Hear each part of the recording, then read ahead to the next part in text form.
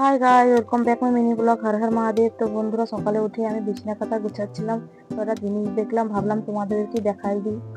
তো দেখুন, আমি বিছানা পাতা উঠাচ্ছিলাম, তখন বিলইটা দেখুন আমাদের কাঁথার উপরে কিরকম শুয়ে আছে।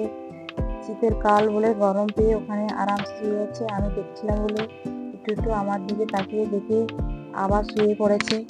গাইস, আমাদের গ্যাসটা একটু খারাপ হয়ে গেছিল। তো এই চুলোটাকে ঠিক করতে আমরা মিস্ত্রি ডেকেছি। তো মিস্ত্রি এখানে চুলোটা ঠিক করে দিচ্ছে। এখন আমি সকালে উপমা আর চকুলি পিঠা বানিয়েছিলাম, তো ওগুলো সকালে আমি খেয়ে নিচ্ছি। তো গাইস, এখন আমি আসছি বাজারে কিছু কেনাকাটা করতে। আমি আর আমার শাশুড়ি মা আর আমার ছেলে তিনজন এসেছি। তো দেখুন, এখানে আমার ছেলে মিষ্টি খাবে বলে বায়না ধরেছে, তার জন্য ওকে দোকানে বসিয়ে এখন মিষ্টি, বড়া আর বেগুনি কিনে দেবো। তো সব কেনাকাটা হয়ে গেছে, এখন আমরা বাড়ি চলে যাচ্ছি।